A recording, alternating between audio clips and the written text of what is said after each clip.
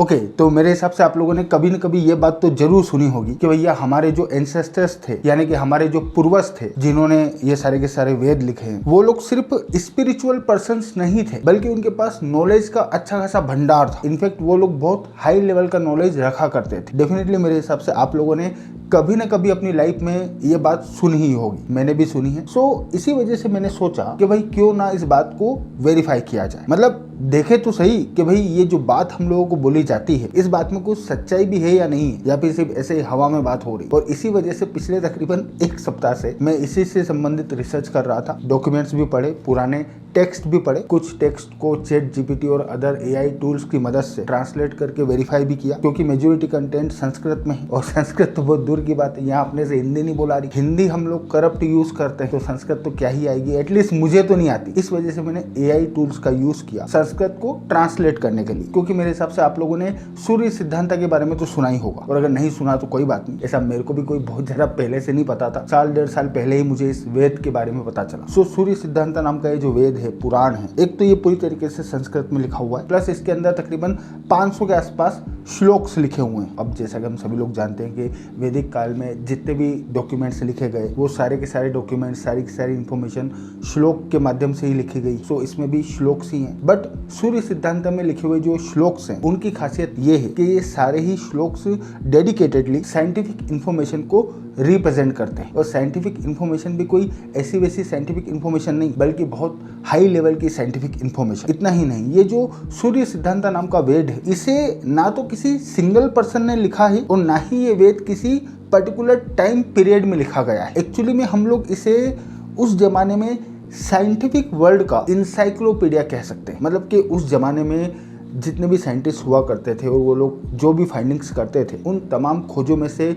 वो खोज, वो कैलकुलेशंस जो बिल्कुल फाइनल होती थी, मतलब कि जो प्रूव हो जाती थी, जिनके प्रमाण होते थे, उन फाइनल कैलकुलेशंस को, उस फाइनल इंफॉर्मेशन को इस सूर्य सिद्धांत के अंदर जगह मिलती थी। प्लस इसके अलावा एक बात और है जो आप लोगों को जानना जरूरी है, कि जो सूर्य सिद्धांत नाम का वेद है, इसके अंदर आखिरी एंट्री आज से तकरीबन 1500 साल पहले हुई। जी हाँ, 1500 साल पहले लास्ट एंट्री हुई है इसके अंदर। उसके बाद में इस सूर्य सिद्धांत के अंदर कोई भी नया श्लोक ऐड नहीं किया गया। बट यहाँ पे जो 1500 साल का नंबर है, ये बहुत ज़्यादा मायने रखता है। और अगेन यहाँ पे मैं आप लोगों को एक बार फिर से ये बात बता दूं कि 1500 साल पहले सूर्य सिद्धांत के अंदर लास्ट एंट्री की गई थी। बट पहली एंट्री कब हुई है, ये हम लोग नहीं जानते। ये एक्चुअली में हजारों सालों से हो रही खोज का कलेक्शन है। और यहाँ पे मैं ये हजारों साल शब्द क्यों यूज कर रहा हूँ, ये अभी आप लोगों को इस वीडियो में समझ भी आ जाएगा और प्रूव भी हो जाएगा, विदाउट एनी फर्जीवाड़ा या फिर फेक प्राइस। सो ये है हमारी अर्थ, जो हर वक्त सूरज का चक्कर लगाती रहती, और अर्थ की सूर्य के अराउंड इसी सर्कुलर जर्नी के बेसिस पे हम लोग ईयर की कैलकुलेशन करते हैं, यानी कि एक साल में एग्जैक्टली कितने दिन होते हैं, इसकी कैलकुलेशन हम लोग इसी बेसिस पे करते हैं कि अर्थ को सूरज का एक पूरा चक्कर लगाने में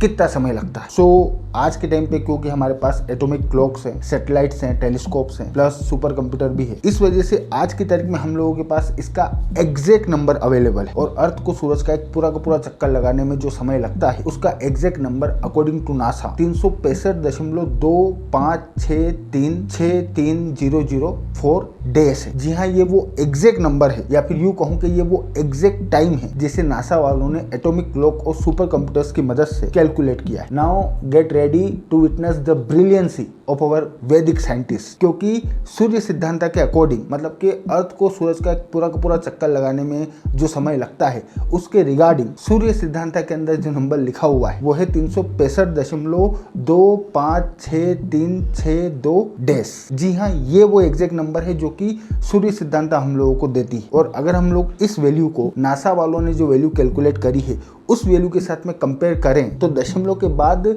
6 डिजिट तक हम लोगों को एग्जैक्ट नंबर देखने को मिलता है। ठेठ 7वें पॉइंट पे जाके डिफरेंस आता है। जी हाँ, इस लेवल की एक्यूरेसी के साथ में हमारे वैदिक साइंटिस्ट कैलकुलेशन कर रहे थे, वो भी बिना टेलीस्कोप, बिना सैटेलाइट, बिना सुपर कंप्यूटर और बिना एटॉमिक क्लॉक के। मतलब सच्ची बता रहा हूँ, मुझे वाकई में समझ में नहीं आ रहा कि कैसे इन लोगों ने इस एक्यूरेसी के साथ में कैलकुलेशन की होगी, क्योंकि टिल्ट ऑफ अर्थ। जी हाँ, सही सुना आप लोगों ने। जिस वक्त यूरोप और बाकी की दुनिया इस डर से समुद्र में नहीं जा रही थी क्योंकि उन्हें लगता था कि अर्थ फ्लैट है और अगर वो समुद्र में जाएंगे तो वो किनारे पे जाके गिर जाएंगे, उस वक्त, इनफैक्ट उस वक्त से भी हजारों सालों पहले हमारे वैदिक साइंटिस्टों ने ये पता लगा लिया था कि अर्थ ना सिर्फ गोल है बल्कि टिल्ट भी कर रही है। और उन्होंने सिर्फ ये बात कही नहीं बल्कि अर्थ का ये जो टिल्ट है इसकी वैल्यू भी कैलकुलेट करी, जो सूर्य सिद्धांत द्वारा प्रोवाइड की गई इंफॉर्मेशन के हिसाब से 23.93447 डिग्री है। और अगर हम लोग मॉडर्न एस्टिमेट की बात करें जो कि नासा वालों ने कैलकुलेट किया है, तो मॉडर्न एस्टिमेट के हिसाब से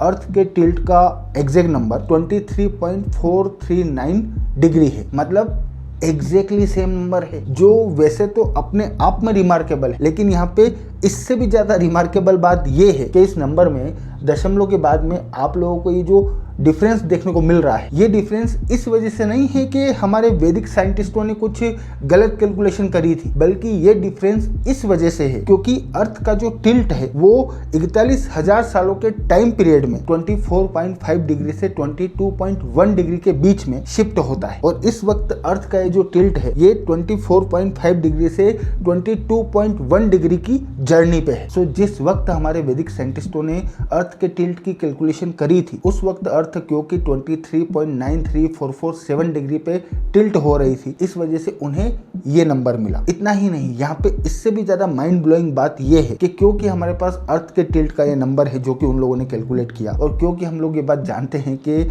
हर 41,000 साल में अर्थ का टिल्ट शिफ्ट होता है, प्लस क्योंकि हमें ये भी पता है कि इस वक्त अर्थ का टिल्ट 24.5 डिग्री से 22.1 डिग्री के रास्ते पे है, इस वजह से इस नंबर और इन बाकी की इंफॉर्मेशन की मदद से हम लोग वो टाइम पीरियड पता कर सकते हैं जब एक्चुअली में ये नंबर कैलकुलेट किया गया। और अकॉर्डिंग टू मैथमेटिकल कैलकुलेशंस अर्थ के टिल्ट की ये वैल्यू आज से तकरीबन 12 से 14,000 साल पहले कैलकुलेट की गई थी। जी हाँ, 12 से 14,000 साल पहले हमारे वैदिक साइंटिस्टों ने ना सिर्फ ये पता कर लिया था कि भैया अर्थ गोल है, बल्कि टिल्ट भी कर रही और उस टिल्ट की वैल्यू भी कैलकुलेट कर। इतना ही नहीं, चंद्रमा अर्थ का ऑर्बिट पूरा करने में कितना समय लगाता है, इसका मॉडर्न एस्टिमेट के हिसाब से एग्जैक्ट टाइम पीरियड ये है, और सूर्य संहिता हम लोगों को ये नंबर देती है। एक्यूरेसी का लेवल देख रहे हो, मतलब लिटरली माइंड ब्लोइंग। इतना ही नहीं, टाइम, भाई साहब टाइम एब्सोल्यूट नहीं है बल्कि रिलेटिव है। ये बात मॉडर्न साइंस ने हम लोगों को अभी सिर्फ 100 साल पहले बताई है, वो भी मॉडर्न साइंस को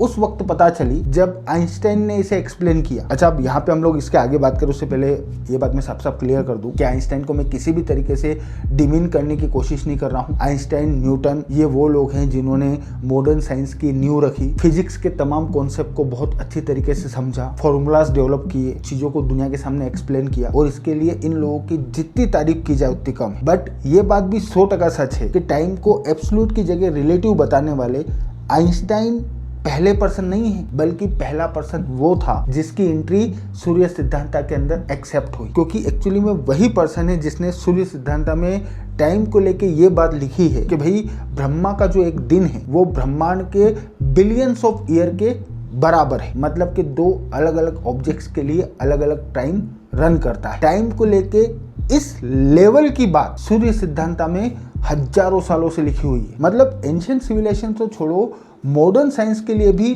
टाइम को लेके ये सोचना उस वक्त मुमकिन हुआ जब अभी मात्र 100 साल पहले आइंस्टाइन ने इसे एक्सप्लेन किया। वहीं सूर्य सिद्धांत के अंदर हजारों साल पहले ही ये बात लिखी हुई है। अगर आप लोग साइंटिफिक बैकग्राउंड से नहीं हो तो आप लोगों को शायद ये लगे कि ये बहुत छोटी बात है, लेकिन इन रियलिटी ये सचमुच में एक बहुत बड़ी बात है। मतलब आइंस्टाइन से पहले किसी ने भी टाइम को इस वे में नहीं देखा था कि अलग अलग ऑब्जेक्ट्स के लिए टाइम अलग अलग स्पीड में रन करता है। और यहाँ पे ये बात भी ध्यान देने वाली है कि आइंस्टाइन जो थे, जब आइंस्टाइन ने टाइम को लेके इस तरीके से सोचा, उस वक्त उनके पास न्यूटन की इक्वेशंस थी, मैक्सवेल ने लाइट को लेके जो डिस्कवरी करी थी वो डिस्कवरी आइंस्टाइन के पास थी, प्लस अदर नॉलेज भी था। तब कहीं जाके आइंस्टाइन टाइम को इस रूप में देख पाए। लेकिन हमारे जो एंसेस्टर्स हैं, हमारे जो पूर्वज हैं, उन्होंने ये सब कुछ बिना इस एक्स्ट्रा इन्फॉर्मेशन के सोचा, जो सचमुच में बहुत एडवांस लेवल का थॉट है। बट ये थॉट सूर्य सिद्धांत के अंदर है। इतना ही नहीं, सूर्य सिद्धांत के अंदर टाइम को कैलकुलेट करने की जो सबसे स्मॉलेस्ट यूनिट है वो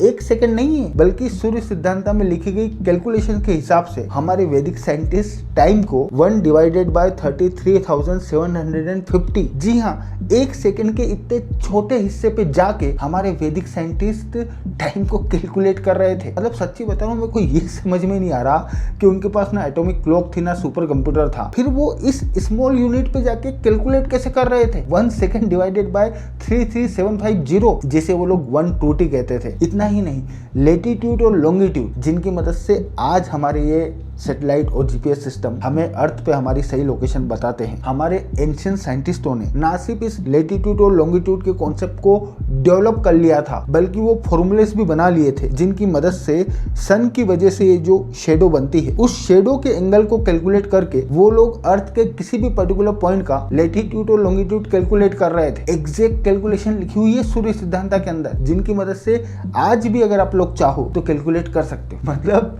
रेस्पेक्ट तो दूर की बात है साहब, मेरे को प्यार हो गया इन लोगों से। क्या दिमाग था इन लोगों के पास में, आप बस कल्पना करो किस लेवल की सोच होगी उन लोगों की। इतना ही नहीं, हमारे सोलर सिस्टम के जो 5 विजिबल प्लैनेट्स हैं, उनके पाथ को और उनकी लोकेशन को प्रिडिक्ट करने का फॉर्मूला सूर्य सिद्धांत में लिखा हुआ है, जो आज भी हमें एग्जैक्ट नंबर देता है। इतना ही नहीं, मर्क्यूरी और वीनस क्यों हम लोगों को आसमान में बैकवर्ड मूव करते हुए नजर आते हैं, इसका proper explanation with full scientific detail Surya Siddhanta के अंदर है। जी हाँ, मॉडर्न लैंग्वेज में जिसे रेट्रोग्रेड मोशन कहा जाता है और जिसे समझने में मॉडर्न साइंस को सालों लग गए, वो हजारों सालों पहले सूर्य सिद्धांत के अंदर फुल डिटेल में एक्सप्लेन किया जा चुका है। देन यूनिवर्स, ब्रह्मांड, सच्ची बता रहा हूँ, मेरे को पूरी रात नींद नहीं आई। मैं पूरी रात यही सोचता रहा कि उन लोगों के दिमाग में ये बात आई कैसे होगी। मतलब क्या सोच के उन्होंने कल्पना करी होगी कि भाई हमारी ये जो धरती है, हमारा ये जो सोलर सिस्टम है, ये कोई इंडिविजुअल एंटिटी नहीं है, बल्कि असल में हम लोग एक बहुत बड़े ब्रह्मांड का हिस्सा हैं। और ये जो ब्रह्मांड है, इसकी साइज इन्फिनिटी है, प्लस मल्टीवर्स का कॉन्सेप्ट, एंड मोस्ट इम्पोर्टेंटली ब्रह्मांड का शेप। भाई साहब, सूर्य सिद्धांत के अंदर लिखा हुआ है कि हमारा जो ब्रह्मांड है वो लीनियर नहीं है, बल्कि उसका शेप असल में साइक्लिकल है। और आज मॉडर्न साइंस हम लोगों को बोलता है कि हमारा ब्रह्मांड लीनियर नहीं। मतलब वाकई में मेरे को समझ में नहीं आ रहा कि किस लेवल का माइंड था उन लोगों के पास में। कितने इंटेलिजेंट होंगे वो लोग जिन्होंने वो सोचा, वो कैलकुलेट किया, जो आज जाके हमारा मॉडर्न साइंस कैलकुलेट कर रहा है और हमें एक्सप्लेन कर रहा है।